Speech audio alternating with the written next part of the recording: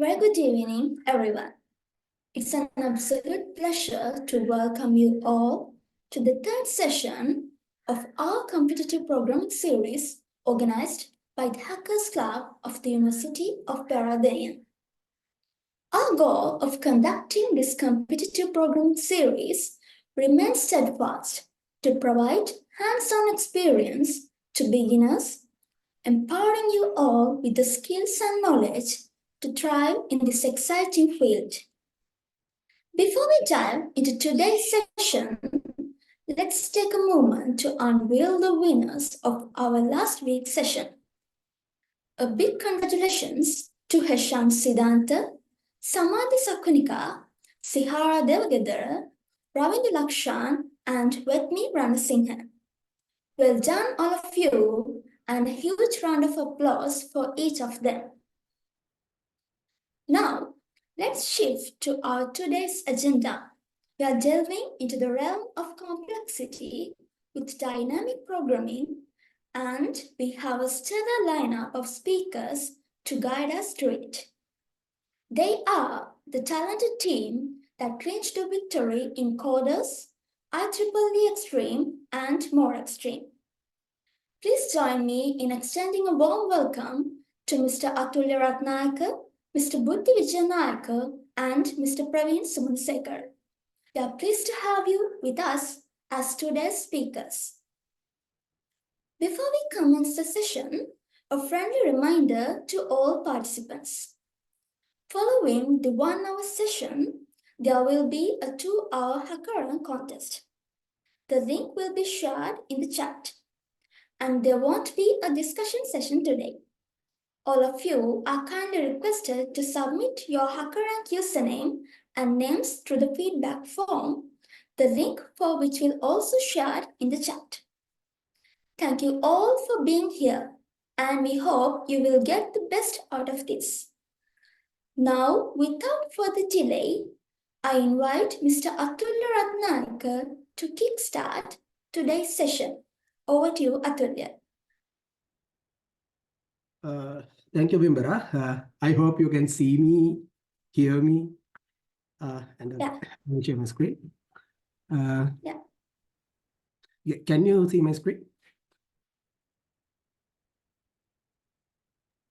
Can anyone? Sorry. I think it's not shared. Can you see it now? Yeah, now we can see it. Okay, thank you.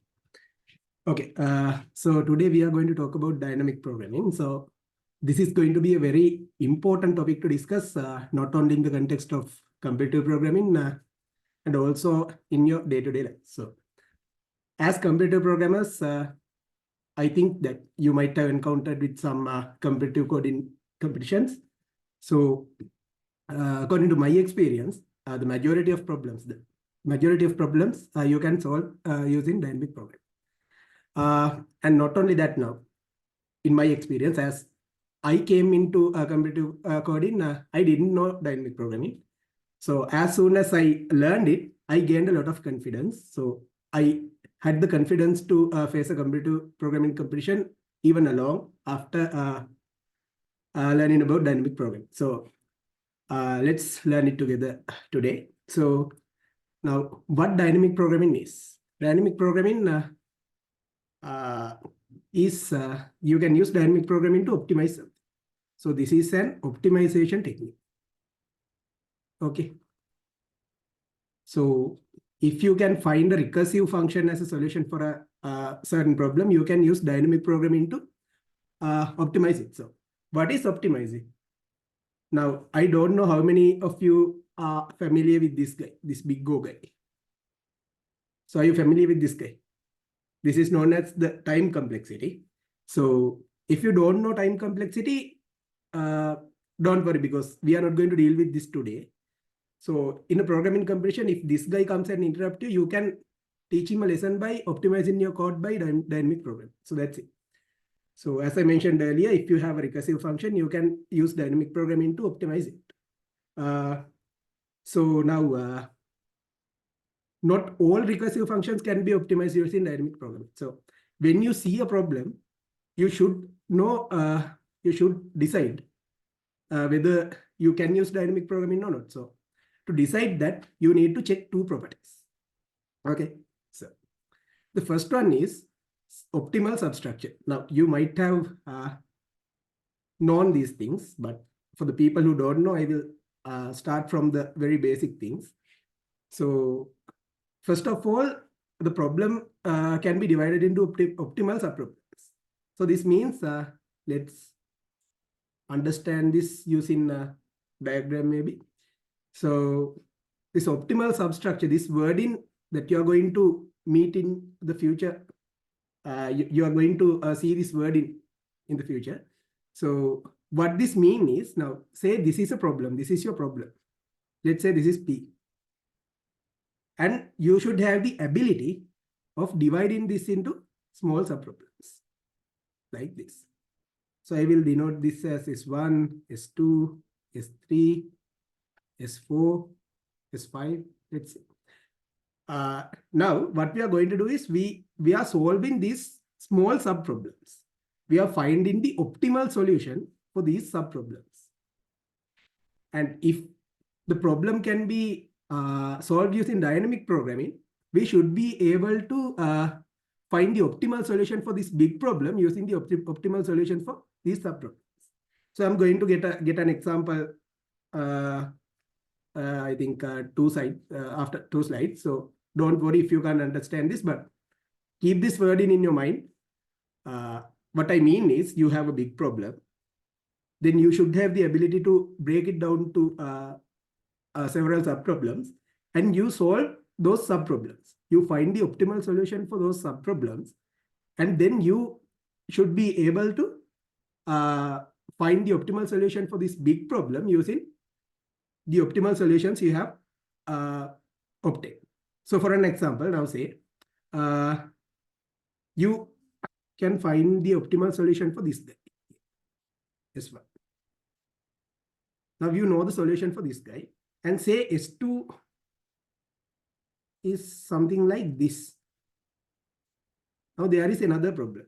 So now you need to find the optimal solution for S2. Now you can see S1 is inside S2. So while solving S2, instead of solving S1 from the beginning, you can use the answer, use the solution you have obtained earlier. So you have already solved S1. So while solving S2, you can use the solution that you obtained earlier. So this is the essence of dynamic programming. So eventually, you can optimize this code. So this is the first requirement that you need to apply dynamic programming. So the second one, I have mentioned it already, but I will go with that another time. So don't worry about this tree structure. Consider it as a spider or something. I will get back to it. So the second property is, you should have overlapping subproblems. So I have mentioned it here now. You can see the S1 is inside S2. So there is an overlap. So say you have something like this. You have S1 like this and S2 like this. So this does not overlap. Okay. So you can find the solution for S1. Then you can find the solution for S2. But now, suppose that you found the solution for S1 and you are trying to find the solution for S2, but you can't use the solution of S1 to obtain solution of S2. So you still can use DP, but it will not optimize the code. Now you can see in the previous case, when we try to find the solution for S2, we optimize this code because we already know the solution for S1. So no need to calculate it from the beginning. So here, we don't have that facility. We have to do the groundwork, do all the groundwork and come to the solution. So still you can use DP. I'm not saying that you can't use DP. You can use DP, but it will not optimize your code. That's all. So that's it. You should have these two properties. So we will take this example. So can anyone guess what this is? So this is something popular. So can you send me a message in the chat box? So please do it quick because we don't have enough time. We don't have that much time to spend we should teach you all of this stuff within a limited amount of time. So please make it quick.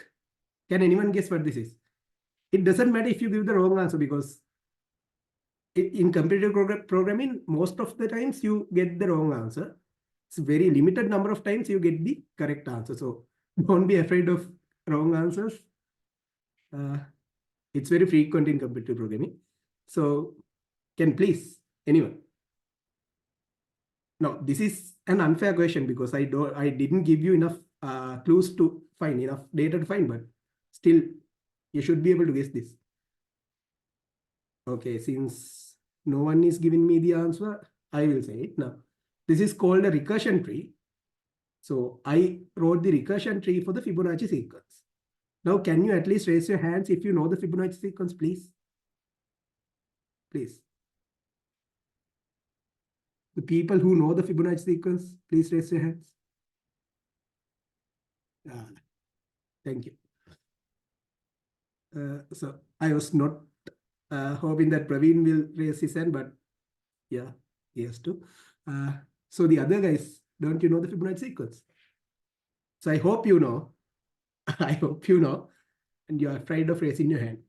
Pathetic. Okay, it's okay. So I will talk about the Fibonacci sequence first for the people who don't. So Fibonacci sequence is the sequence that I think that is the most popular sequence. You can see it everywhere. You go out and look around, you can see the Fibonacci sequence everywhere. So I'm not going to go into that detail about the Fibonacci sequence because this is not a lecture in Fibonacci sequences. So Fibonacci sequence is a sequence that you can define it as, let's say, F0. The zeroth element of the Fibonacci sequence is 0. And the first one is 1. Then any other element in Fibonacci sequence, you can mention, you can denote it as it like this. Fn minus 1 plus Fn minus 2 for all n greater than 1. Okay, now this is Fibonacci sequence. So let's try to write the first few numbers in the Fibonacci sequence. So we know that the first element is 0 and the second one is 1. So to find the third one, we should now F3. By this formula, we can see that F3 is equals to F2 is equal to F1 plus F2, F1 plus F0. So 1 plus 0, it's 1. Then 1 plus 1, it's 2. 2 plus 1, 3. 3 plus 2, 5. So you can clearly see that this is the recursive function. So I have drawn something here. This is known as the recursion tree. So this means that if you want to find F5, you need to find F4 and F3. And then if you need to find F4, you have to find F3 and F2, likewise. So now if someone asks you to find F5, you don't know F5, so you have to take one step back and find F4. Okay, and you don't know F4 either. So you should take another step back and you should find F3. And you can go like that until you find something you know. So this is given that F0 and F1 is 0 and 1. So once you get F0 and F1, you are done. Then you can find F2 by using F1 and F0. So can you see my cursor? I hope you can. Please raise your hand because you guys are afraid of. Okay, thank you. Okay, you can see my cursor. So to find F2, you know F0 and F1, so you can find F2. So you know F1. Now you know F2, you can find F3. Then to find F2, you can use F1 and F0, you know. So you can find F2. To find F4, you can use F3 and F2. You can find F4. So when you come to this side, again, you have to go to the bottom line and come upwards. But do we really need to do that? No, see here now, while solving this branch, we have already found F3. So no need to find it from the beginning. Here you can see F3 we have already found.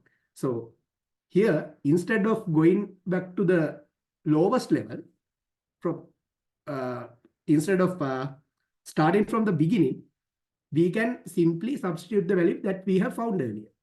So in dynamic programming, going beyond recursion, what we do is we always store the value that we are obtaining in the intermediate states. That's what we do. So we make a dictionary or some data structure. You can select that what is the data structure that you are going to use. So in this case, you can store the value of F3 in some data structure. Then when you encounter this problem, when you need to find F3, you can use that value that's stored in that data structure to find F3. So this is the essence of DP. So this is what I have mentioned as those two properties. So now I think you are following me. Now this is not rocket science. This is a very easy thing to understand, but still, because of my fault, you might not understand this. If you have any problem, you can drop a message. Don't raise hand because I might miss it. So now we have talked about where to use DP. Now, what we are really worried about is in competitive programming, what types of problems that we are getting in DP. So there are basically two types of problems, mainly two types of problems. One is counting and the other one is optimization. Now, in the optimization, this is where the dynamic programming becomes handy, where you can use it in your day-to-day lives as well. So in counting problems, let's say now, let's get a concrete example. So you have a city here, let's say city A, and you have another city here, let's say city B. So you have to travel from city A to city B, okay? City A to city B. You have a vehicle. I'm not good at drawing, so I will make it like this. You have a vehicle. So by one refill, you can go 200 kilometers. If you refill fuel for one time, you can go 200 kilometers. So say there is 1,500 kilometers between these two cities.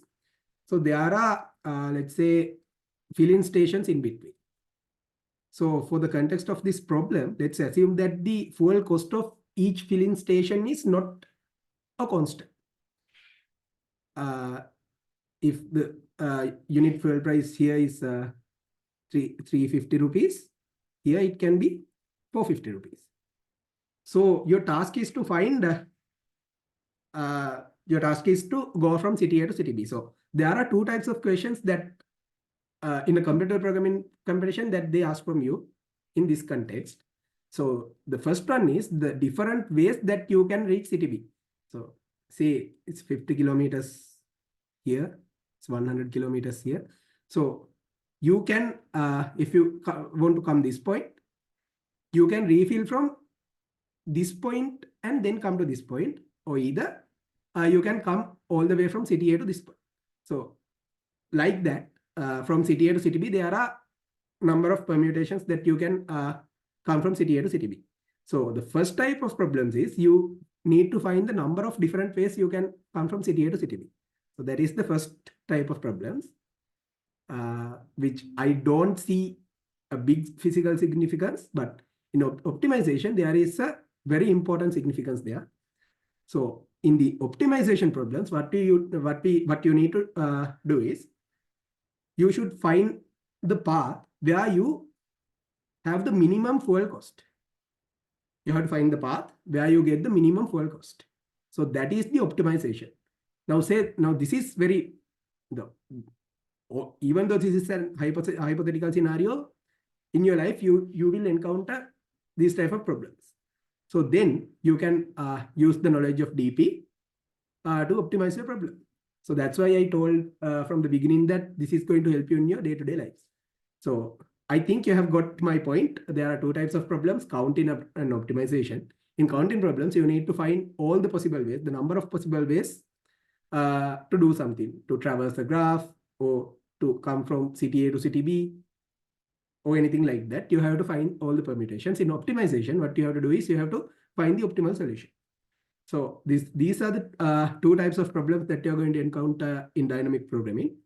So Now, where to use dynamic programming? So it's basically the lot of literature says that you have to find DP, you have to use DP when greedy fails.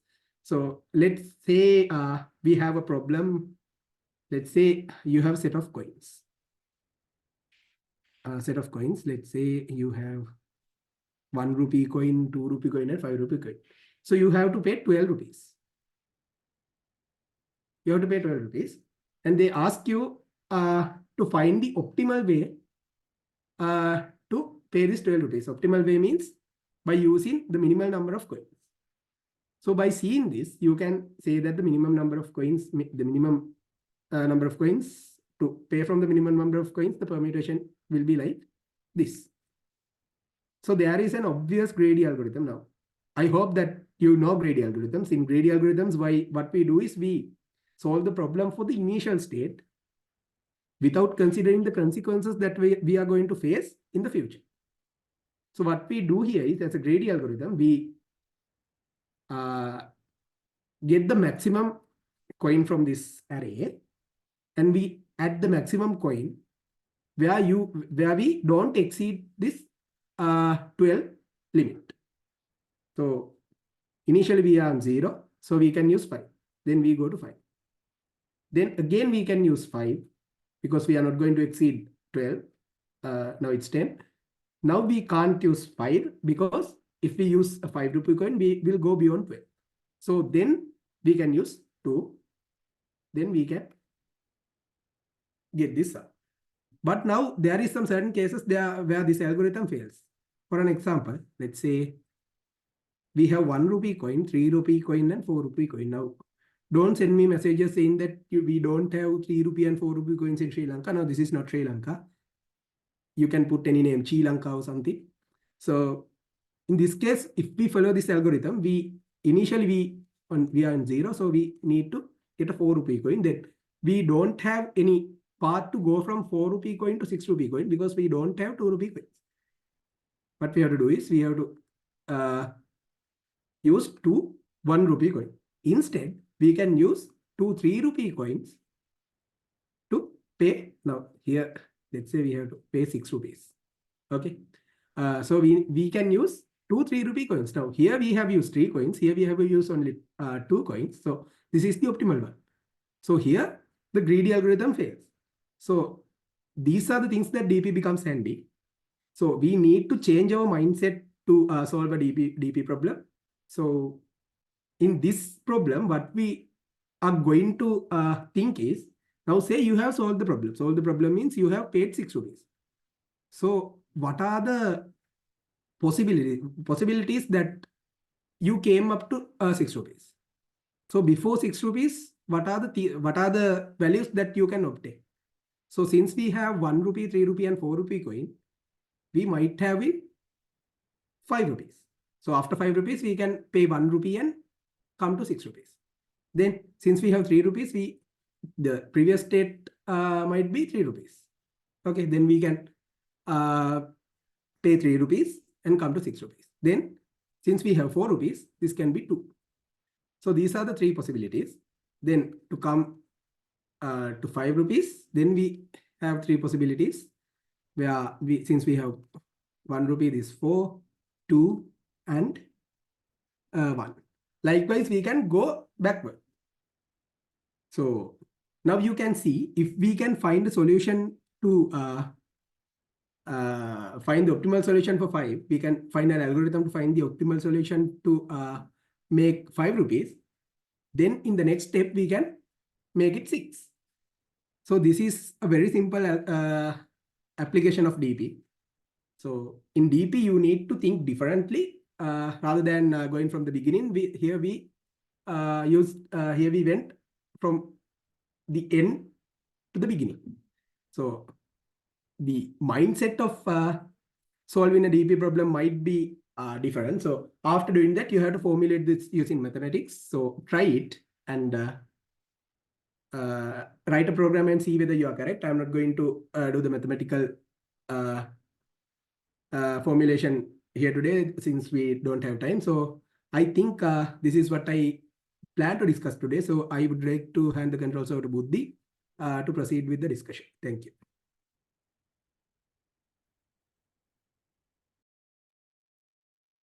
Uh, am I audible enough, Atulya? Yeah, we can hear you. And my screen? Still we, yeah, yeah, now we can see it. Okay. Okay, you can carry on. Okay, so good evening, everybody. So I will be discussing two easy examples with you regarding to dynamic programming. So then you can get a clear idea about what is dynamic programming.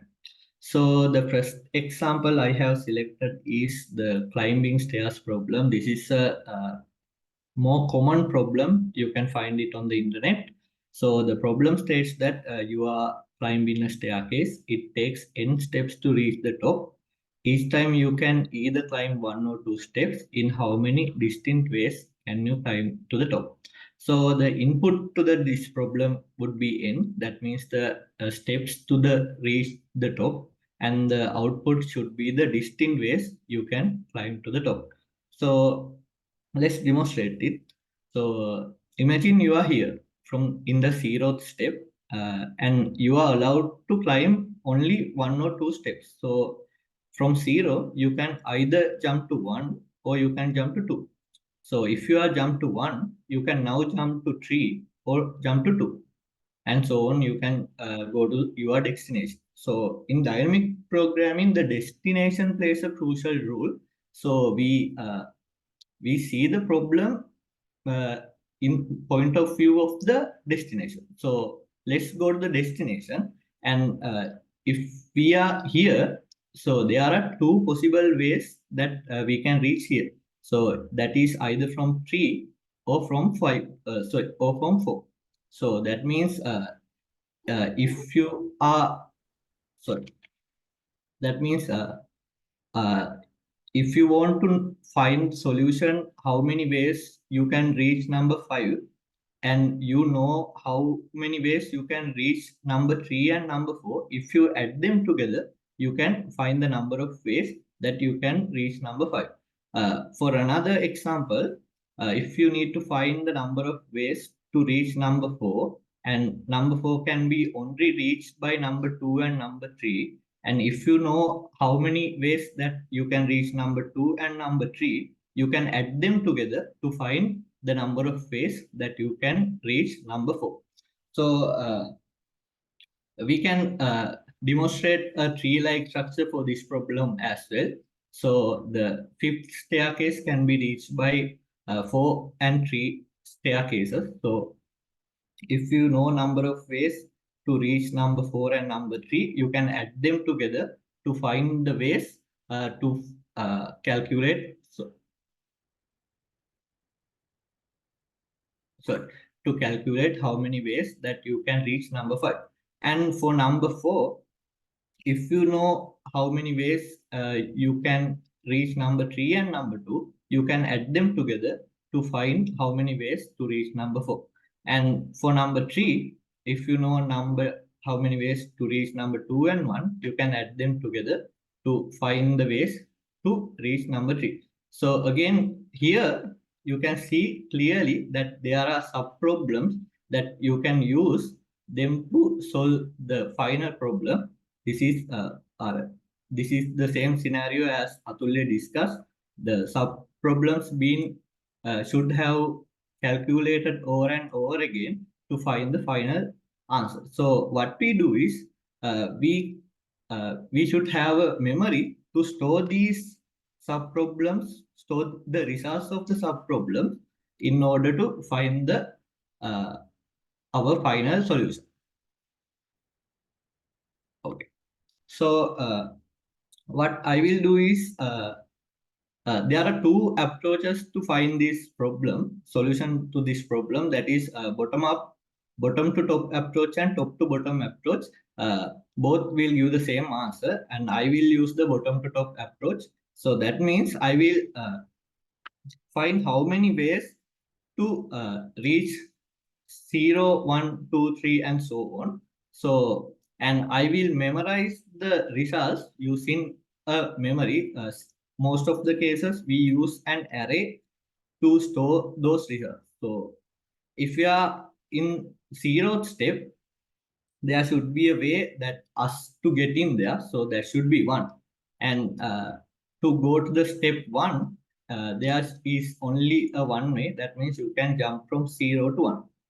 And for second step, you can either jump from 1 or you can jump from 0. So that means you have to get the results that you have calculated earlier. So that means you have to add the number of ways to reach 0 and number of ways to reach 1. So that means dp0 plus dp1. So we have calculated this earlier.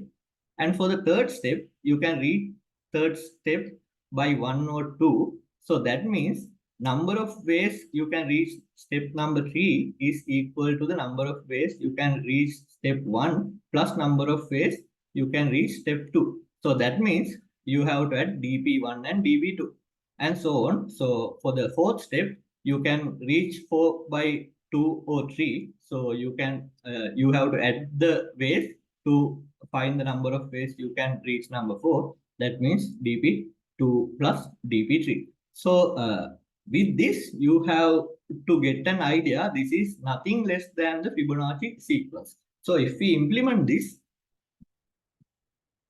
sorry, I have to re-share my screen, I think.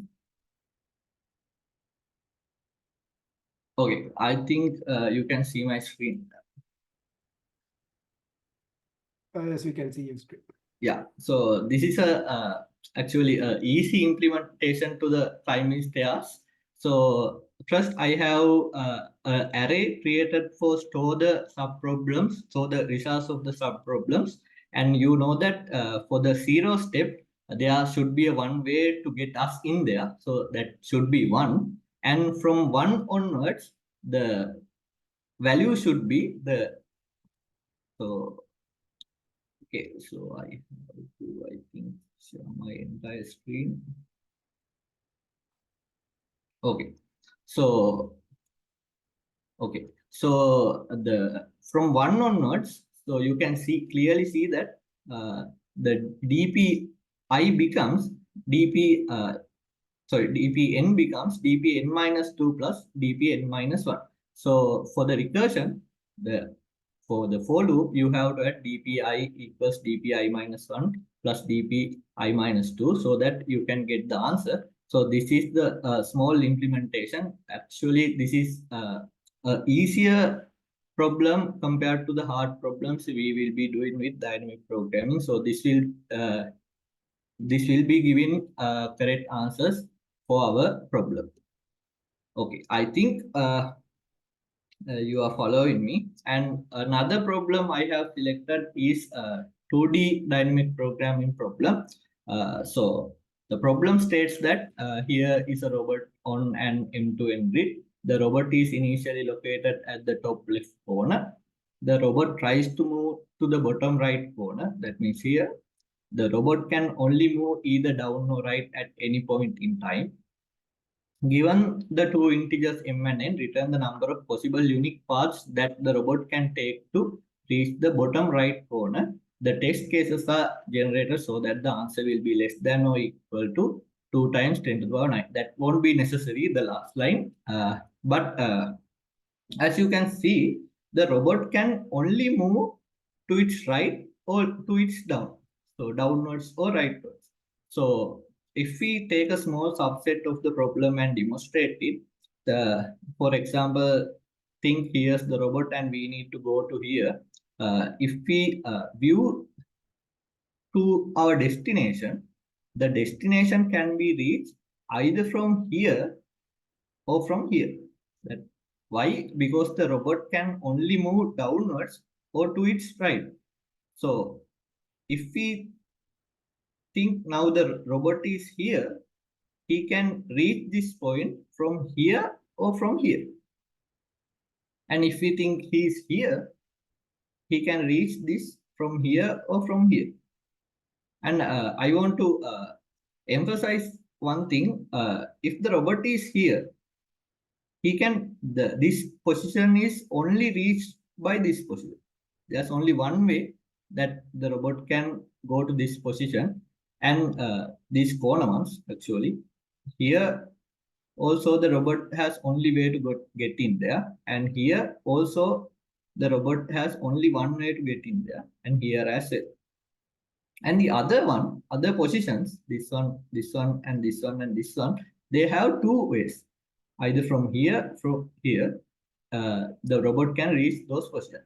So if we again plot a graph-like structure for this one, so for 2, 2, the robot can reach this point either from 2, 1, this position, or 1, 2. So if we need to find the number of ways the robot can reach these positions, that would be the sum of the number of ways that the robot can reach 2, 1 and the number of ways that the robot can reach 1, 2, same as earlier. And for the 2, 1, that means this one, it can reach 1, 1 from 1, 1 or 2, 0. And for the 1, 2 point, it can reach this point from 1, 1 or 0, 2. And so on. You can build the tree if you want. And this is how it get interested, because this 1, 1 structure in here is repeated over here as well. So you can see that there is an overlapping sub-problem. So you can use dynamic programming to solve this problem. So again, we need a memorization method to store the results of the sub-problem. So we use a array to store those results. And let's see how it is done. So for 0, 0 location, that means here, there should be a way to get us in there. So that should be 1. That is the only trickiest part in this programming. So that in my point of view, you have to know the base case and the recursion formula exactly well to apply dynamic programming. Then the problem would be much easier than expected. So for the 0, 0, there is only one way to be there. And 0, 1, that means here, again, there is only a one way. That means robot can move to its right so that it can go to here. And 0, 2, again, there's only one way that it can go there. And here as well, that means this position, there's only one way that robot can go there. And here as well, the robot, there's only one way that it can go down to go to this position. And for this position, there are two ways that it can reach those positions. So considering 1, 1, it can reach by this position as well as this position. So the number of ways that the robot can reach this position would be the number of ways that the robot can reach this position. That means dp0, dp01, and a number of ways that the robot can reach this position. That means dp10. So we can add them up and find this answer. And for the 1, 2, that means this position, the robot can reach either from here or from here. So you have to add the number of ways to get into this position to have the solution for the number of ways that robot can reach this position. So that means you have to add dp1 1 plus dp02. So I have used a 2D array for this problem because there are 2 points that we have to locate it. But in the competitor's point of view, this is the same as the earlier problem we tried to solve. So let's get into the code. Okay. So they are giving M and N as the input. We have to return the number of ways to get to the last cell of the grid. So if M equals 1 and N equals 1, that means there's only one cell. There's only one way to us to be there. So that is 1. So we have to return 1 if there's only a one cell. And we have to create a table to memorize the solutions of the sub-problem. So I have created the 2D grid. This is basically like this one. So if I draw, this is the 2D arrays like this one. So we have to fill the numbers here. So how many ways that we can reach this position, and so on. So, and for this first row, there's only one way that we can reach each cell. So I am putting 1 for those cells. And for this column, there's only one way we can reach those cells in that column. So I am put 1. And for this area, there are 2 ways that the robot can go to any of that position. So I am looping that for I in range 1, n. That means in here row wise, and for j in range 1, n, that means column wise. I am actually this plus is not necessary. dpij, that means any of the cell, equals dpi minus 1j, that means this cell, plus dpi j minus 1, that means this cell. So if we add the number of ways that the robot can get to this cell and this cell, we can find the solution to find the solution for robot, the number of ways that the robot can reach this position. So with that, you can find the number of ways to reach for the robot to reach the last position by returning dp m-1 and n-1, and this will work fine. And another thing I want to say is, what if there are some cells that we can't reach? For example, let's think this is a cell we can't reach there.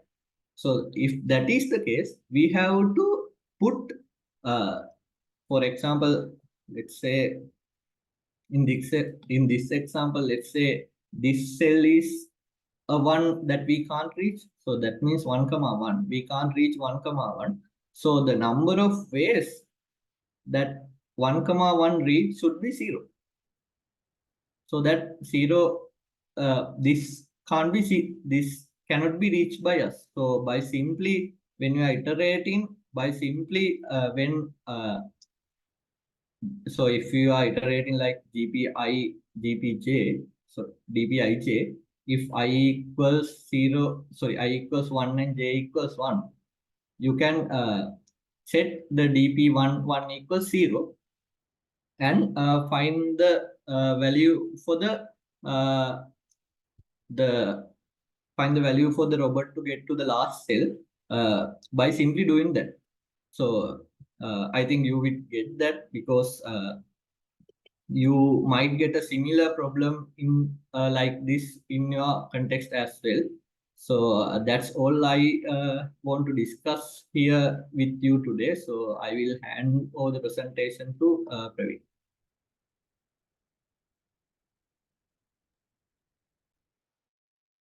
Okay, thank you, Buddhi. Can anyone confirm that they can hear me? Hello? Yes, Yep. we can hear you. Yeah, thank you. So let me share my screen.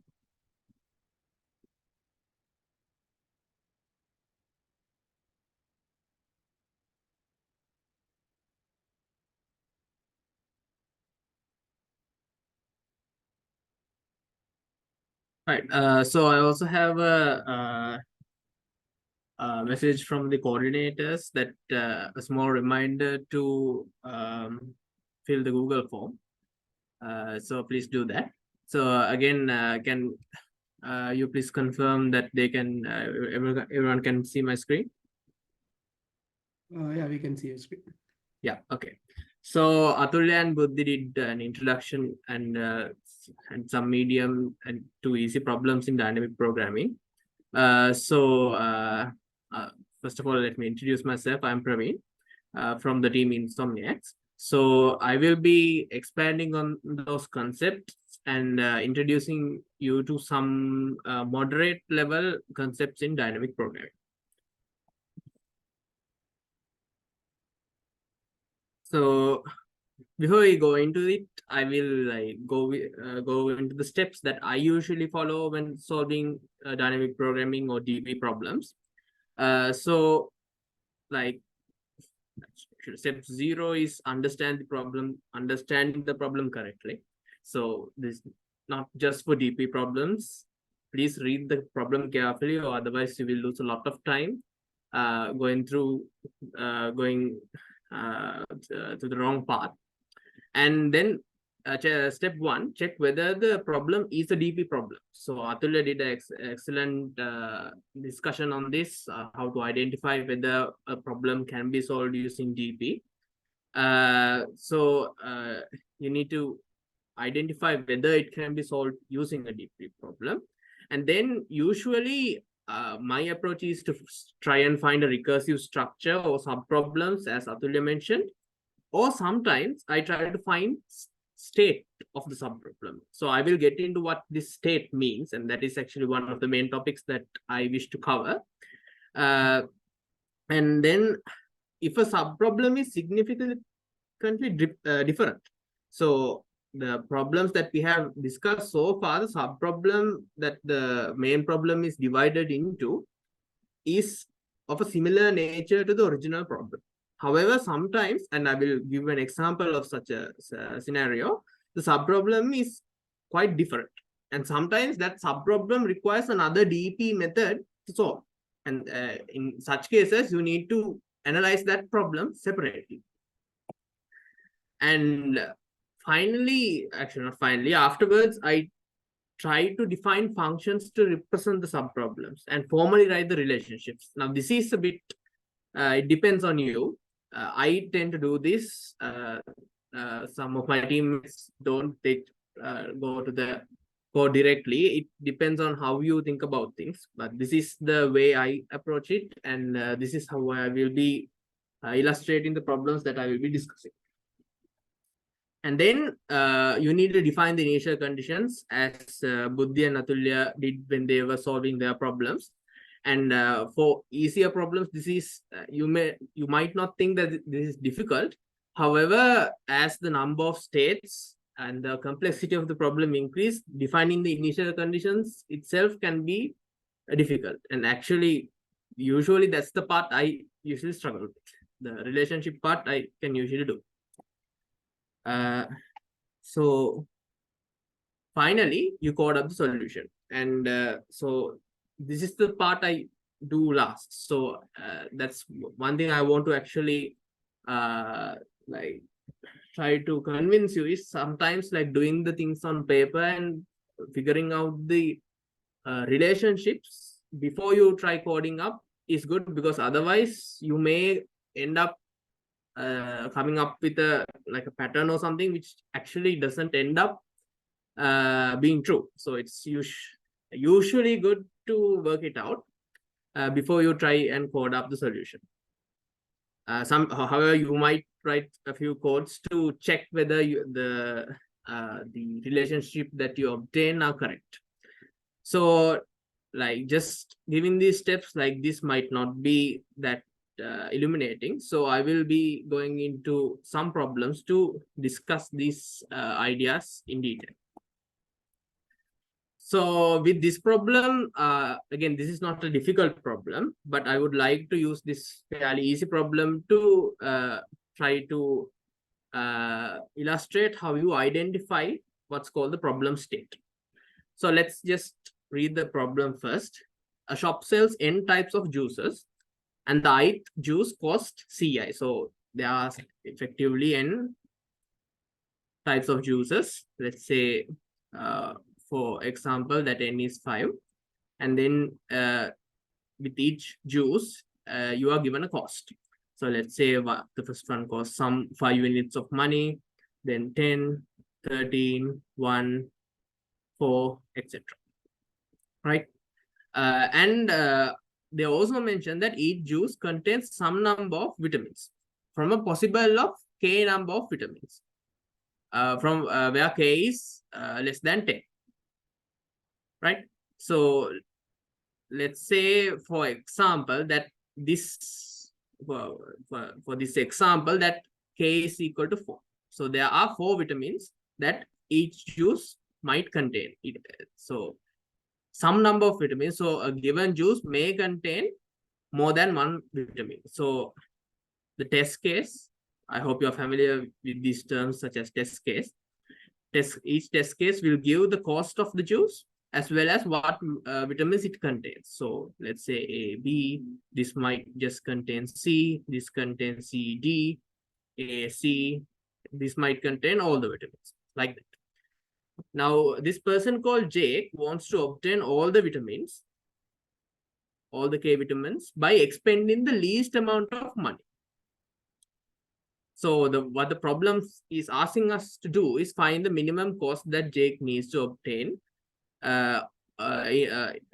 Jake needs to obtain. I should have included all the vitamins.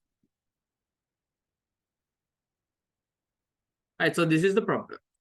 So you can see that at first glance, I mean, if there are someone who's very good at dynamic programming problems, they might be able to see the state easily. But at first glance, you might not be able to easily identify what sort of things to consider when trying to frame this as a dynamic programming problem.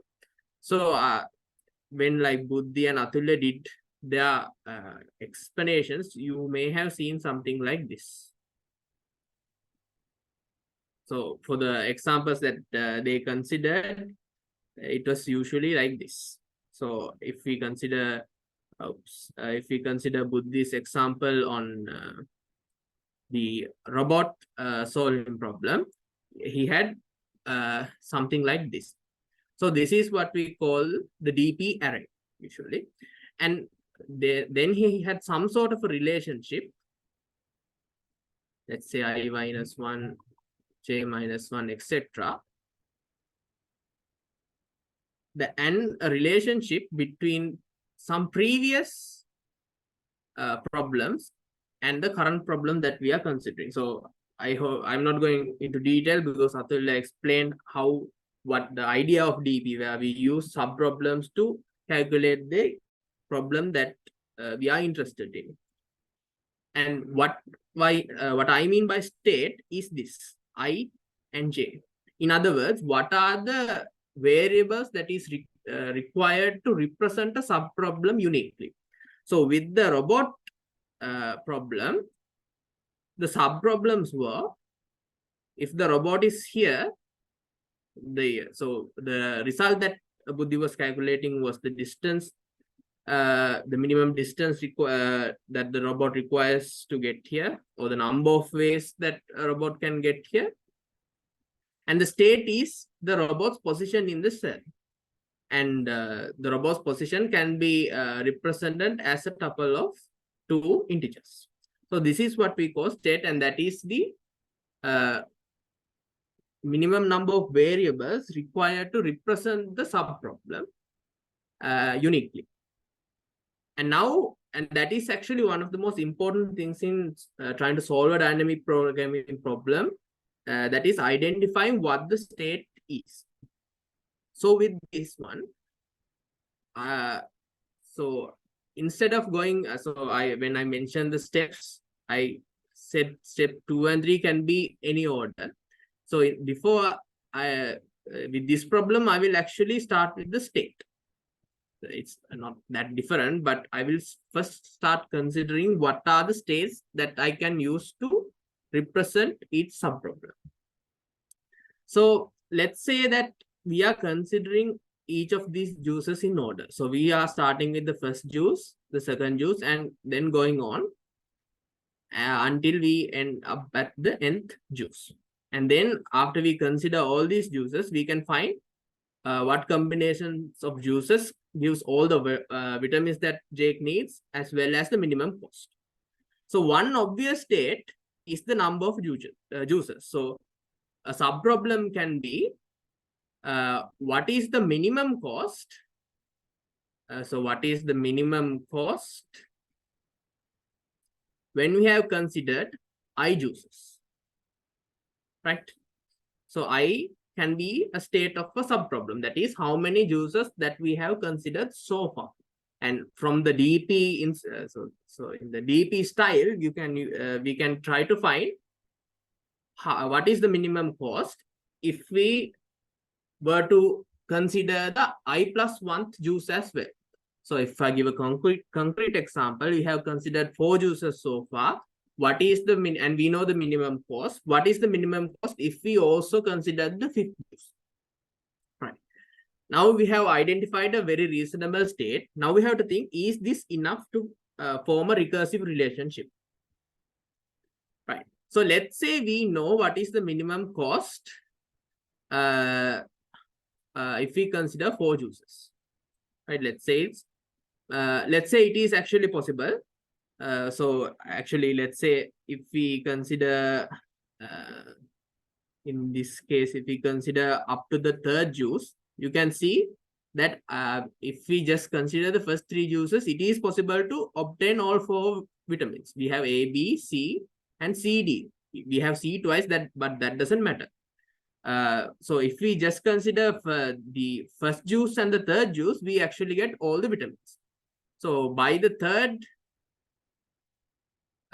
third juice, we can actually obtain all 4 vitamins with the cost of 18. With the cost of 18, right?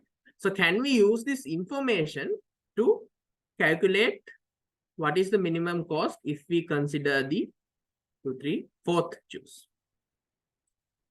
And you will realize, that it's not enough. So if we consider the 4th juice, we have A and C. So, but we have no idea, like if we consider the previous juices, we know that with 18 units, you can obtain all the vitamins. But if we are going to incorporate the 4th juice as well, we need to know, is there a combination of juices that provide B? Because that is the missing vitamin here. So you see that just considering how many juices we have considered so far is not enough. So next we need to consider that. So there must be at least one more state that we need to consider. So what is that? Now this sort of thing requires a bit of practice. It can be learned, but in order to get a good practice, you need to solve a lot of problems and also read a lot of solved problems to get an idea of how to determine the state of a subproblem. So the other state that we need to consider for this problem is how many juices we have considered so far, as well as considering all first I juices, what is the minimum cost for a certain combination of vitamins. So let's say if we consider up to the 4th juice, what is the minimum cost that you need to get for just getting vitamins A and C? What is the minimum cost for getting vitamins A, B, and C? Or what is the minimum cost for getting A, B, C, and D, all 4? So this is the other state that we need to consider. And now you will realize, if we consider this as a state, this is sufficient to creating a recursive structure, because now if we know now if we want to calculate the minimum cost at after considering the 4th juice, we get vitamins A and C. So we can just consider the minimum cost that we get for obtaining just vitamin B. Not just vitamin B, but at least vitamin B, because that is the only vitamin that is missing, right? So we can use this method. So you will realize that considering this state is sufficient for forming a recursive structure for the problem, right? So now we have the question of how to represent this state. So how do we represent A, B, C, D as a state in sort of a DP array?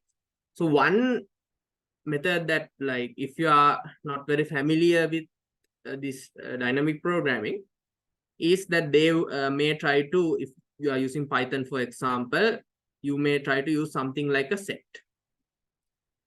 So the first, so you can make something like this, an array, and each array contains a dictionary where the key of the dictionary is a set. So if you're not familiar with Python, you may not understand this, but essentially you are using sets to set a set as the second state, because it can represent which certain combinations of vitamins for the dynamic programming problem. However, there is a another way, and this is actually something you need to learn through experience and observing other solved problems. You can represent combinations using bits. So when I say bits, I mean you can get a binary number. So let's say, since we have k, so k equals 4 vitamins in this case, we can consider a 4-bit binary number. 0, 0, 0, 0 means there are no vitamins. This combination of juices contains no vitamins. 0, 0, 0, 1 means this combination of juices just contain vitamin A. 0, 1, 0, 1 means this consists of vitamin C and A. Likewise, so you can understand that each bit represents whether a certain vitamin is present or not. So now we can represent the DP array where I is the ith juice, and this represents the combination of vitamins that we are considering, but you can represent it as just as an integer, because you can see that for you can simply represent all the combinations of vitamins that is possible with just 4 bits. So you have 2 to the power 4 minus 1, 2 to the power 4 possible states, and it can be simply represented by a number between 0 and 15. And now we just need to find the recursive relationship. So this is what I mean by identifying the state. So this might be a little bit difficult to understand, but if you think about this carefully and try to solve this yourself, you will be able to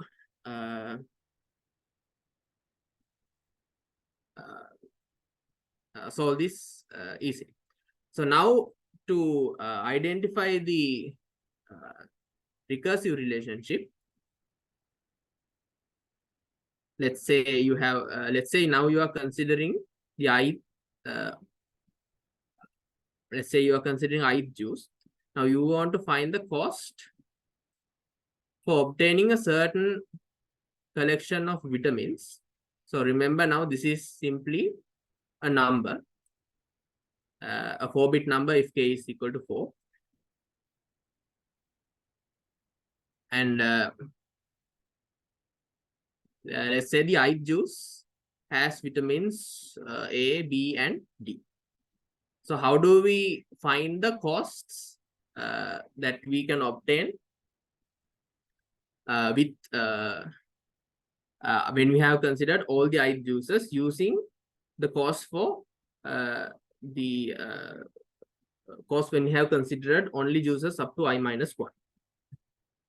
So in order to do that, we can simply consider, let's say we have dpi minus 1, we have the values for all possible, the minimum cost for all possible combination of juices, right? So if some combination is not possible, we can write -1. So now in the code, we can simply, we know what the combination of vitamins that ith juice offers. So now we can simply write that dpi, we consider all the states of all the possible combinations of vitamins that is present, and we can simply for all combinations, so it is simply a iteration of integers. So for k equals 4, it is simply for j in range of 15, so 16. we need to consider up to 15. So by iterating through all numbers from 0 to 15, we get all possible combinations of vitamins here. So now to find the minimum cost after considering the ith juice, we simply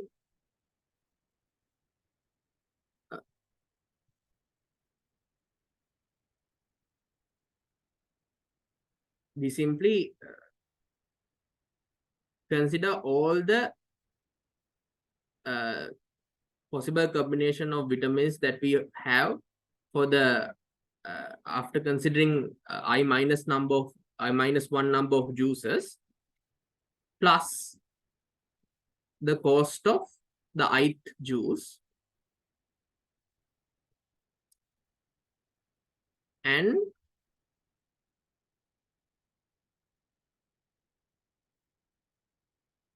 so I will write this first and explain what this means.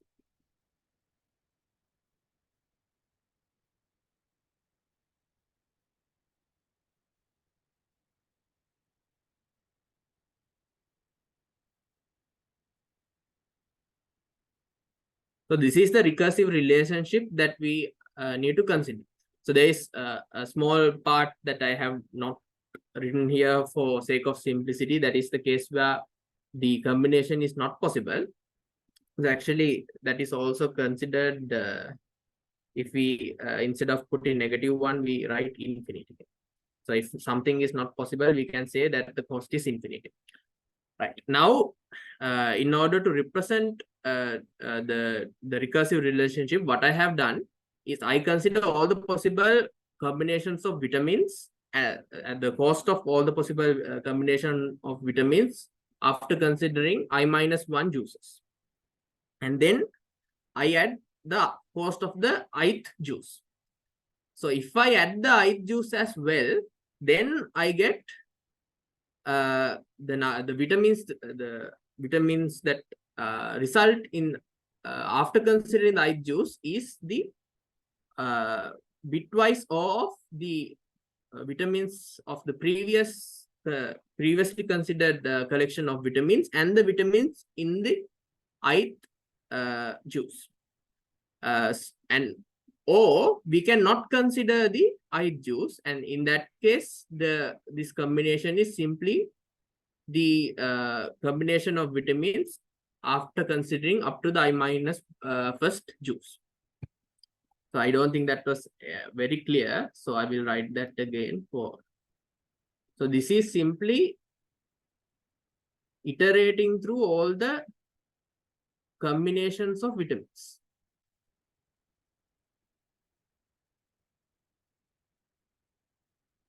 And then we are trying to calculate. So this we need to do this for all I as well. We are trying to calculate the cost for the ith juice. Now,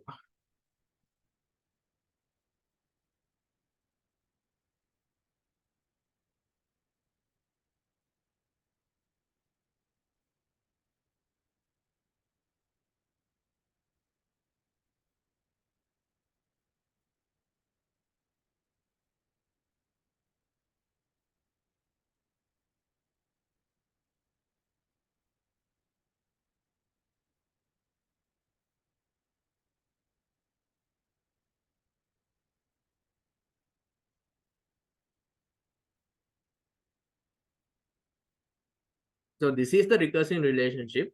So the idea here is we can either consider the ith juice or not. So if we are considering the ith juice to obtain, if we are considering the ith juice, the resulting collection of vitamins will also contain the vitamins of the ith juice. So it is the odd value of the previously considered set of vitamins and the vitamins in the ith juice. So you realize that if we ose two numbers, bitwise or the two numbers, you get the union of the two sets. So that's why we are oring here.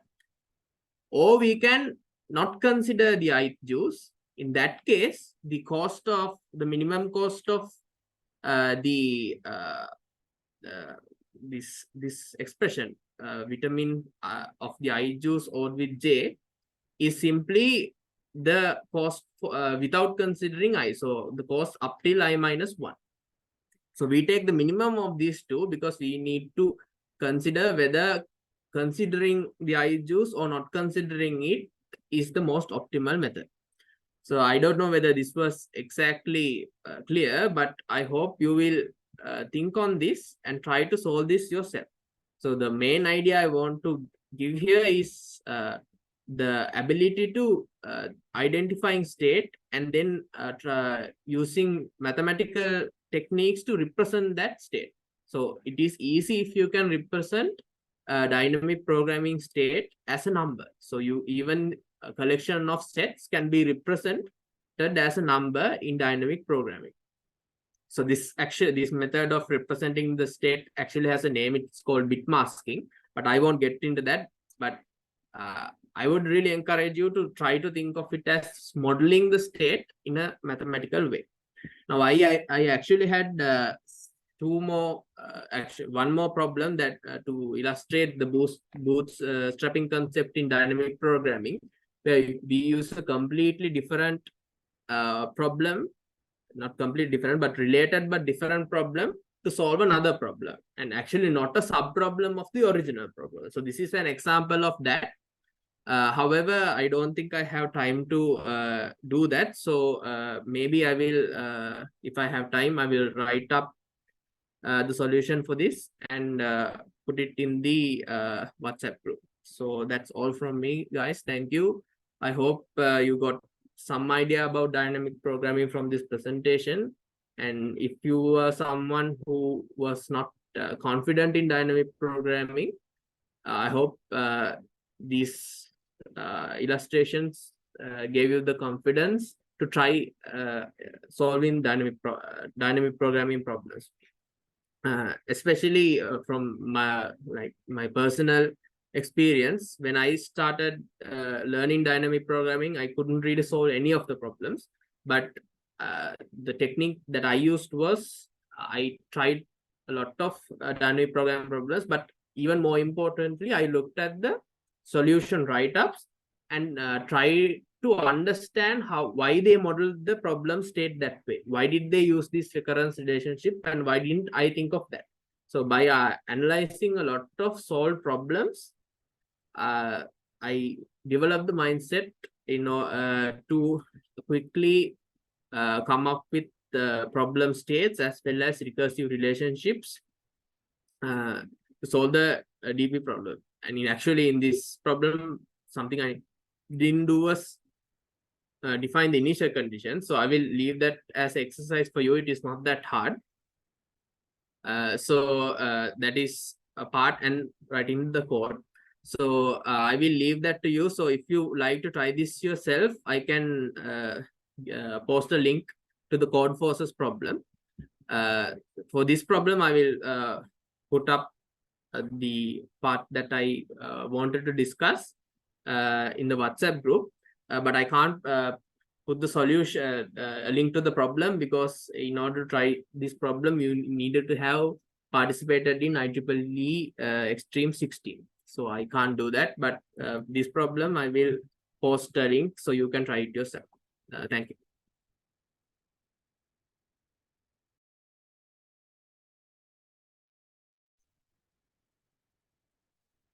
Thank you very much, Mr. Atul Ratnayake, Wijenayake, and Praveen Sumanasekara for sharing your invaluable knowledge with us.